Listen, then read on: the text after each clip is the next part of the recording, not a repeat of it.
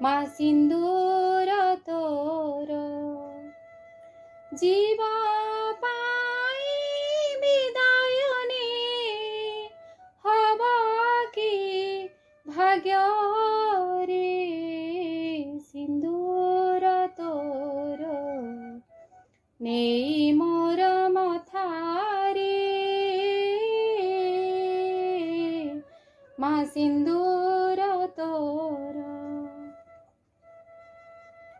ବେଲା ପତର ପାଦୁକା ତୋର ପାଉଥିବି ମୁଁ ନିତି ମନ୍ଦିରେ ତୋର କରୁଥିବି ମାଏ ମିନତି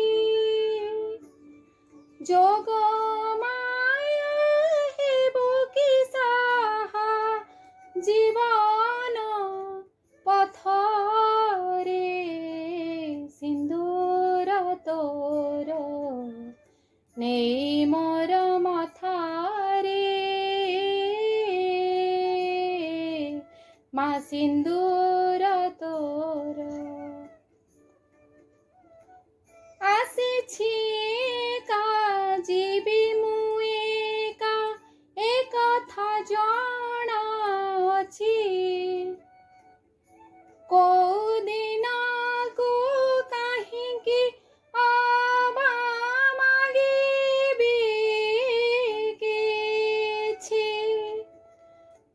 ଭୋଗୁଛି ମୁଁ ଭୋଗିବି ତାହା ଥିବା କପାଳରେ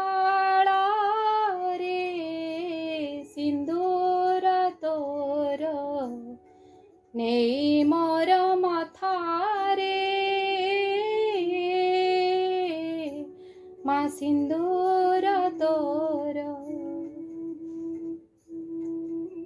ନମସ୍କାର। ପବନେ ପବନେ ଆଜି ସେଫାଳିର ଅସରନ୍ତି ଭଲ ପାଇବାର ବାସ୍ନା ଆକାଶରେ ଆଜି ପୁନେଇର ଚାନ୍ଦ ଆଗେଇ ଆସେ ଆମର ଦିନ ମାସ ବର୍ଷ ଦଣ୍ଡ ପୁନିଆ ପରବ ଜାନି ଯାତେରା ଆଉ ସେମିତି ଭିତରେ ଆଜି ଆସିଛି କୁମାର ପୂର୍ଣ୍ଣିମା ଆମେ ସଭିଏଁ ଉଲ୍ଲସିତ ଆନନ୍ଦିତ ଏହି କୁମାର ପୂର୍ଣ୍ଣିମାକୁ ନେଇ ମୁଁ ଜୟଶ୍ରୀ ଆପଣମାନଙ୍କୁ ସ୍ୱାଗତ କରୁଛି ମୋର ଏହି କାର୍ଯ୍ୟକ୍ରମକୁ। ପ୍ରଭାତ ଫେରି ଆସିଛି ଅଳ୍ପ ଅଳ୍ପ କଅଁଳ ଶୀତ ସକାଳ ପୂର୍ବ ଆକାଶେ ସୂର୍ଯ୍ୟଦେବଙ୍କ ଆଗମନ ଶଙ୍ଖ ହୁଳହୁଳି ଘଣ୍ଟ ଘଣ୍ଟି ମଧ୍ୟରେ ଦିବାକରଙ୍କୁ ସ୍ୱାଗତ କରୁଛନ୍ତି କୁମାରୀଗଣ। ଶରତ ଋତୁର ପ୍ରତ୍ୟାବର୍ତ୍ତନ ମାଙ୍କର ଶାରଦୀୟ ପୂଜା ପରେ ହେମନ୍ତ ଋତୁର ଆଗମନରେ ଏହି କୁମାର ପୂର୍ଣ୍ଣିମା ତିଥି ଆଜି ଅନେକ ଆଶା ଆକାଂକ୍ଷା ମନରେ ତୋଳି ଧରିଥାନ୍ତି କୁମାରୀ କନ୍ୟାମାନେ। ଗୌରୀ ନନ୍ଦନ କାର୍ତ୍ତିକେୟଙ୍କର ଅନ୍ୟ ନାମ କୁମାର। ଆଶ୍ଵିନ ମାସ ପୂର୍ଣ୍ଣମୀ ତିଥିରେ ମାତା ପାର୍ବତୀ କାର୍ତ୍ତିକେୟଙ୍କୁ ଲାଭ କରିଥିଲେ, ସେଇଥିପାଇଁ ଏହାକୁ କୁମାର ପୂର୍ଣ୍ଣମୀ କୁହନ୍ତି। କୁମାରୀମାନେ କାର୍ତ୍ତିକେୟଙ୍କ ପରି ଯୋଗ୍ୟ ସୁନ୍ଦର ସ୍ୱାମୀ ପାଇବା ପାଇଁ ଏହି କୁମାର ପୂର୍ଣ୍ଣମୀ ବ୍ରତ କରିଥାନ୍ତି।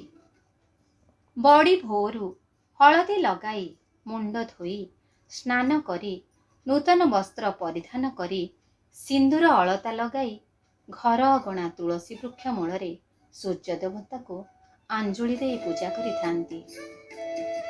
ମା ଖୁଡ଼ି ମାଉସୀ ଏହି ପୂଜା ବିଧିରେ ତାଙ୍କୁ ସାହାଯ୍ୟ କରିଥାନ୍ତି। ଅଛଡ଼ା ଖଇ ନଡ଼ିଆ କଦଳୀ ଗୁଆ ଆଖୁ ଗୁଡ଼ କଷି କାକୁଡ଼ି କଷି ଜହ୍ନି ଏମିତି 7ଟି ଆଞ୍ଜୁଳି ସୂର୍ଯ୍ୟ ଦେବତାଙ୍କୁ ସମର୍ପଣ କରି ଧୂପଦୀପ ଦେଇ ପୂଜାର୍ଚ୍ଚନା କରିଥାନ୍ତି କୁମାରୀ କନ୍ୟାମାନେ। ଖାଲି ସେତିକି ନୁହେଁ, ଆଜିର ଏହି ପବିତ୍ର ଦିନଟିରେ ମା ଲକ୍ଷ୍ମୀଙ୍କର ଆରାଧନା କରାଯାଏ, ସେଥିପାଇଁ ଗଜଲକ୍ଷ୍ମୀ ପୂଜା କୁହାଯାଏ। ଆମ ଓଡ଼ିଶାର ଢେଙ୍କାନାଳ ଆଉ କେନ୍ଦ୍ରାପଡ଼ା ଜିଲ୍ଲାରେ ଖୁବ୍ ଆଡ଼ମ୍ବର ସହକାରେ ମା ଗଜଲକ୍ଷ୍ମୀଙ୍କୁ ପୂଜାର୍ଚ୍ଚନା କରାଯାଏ।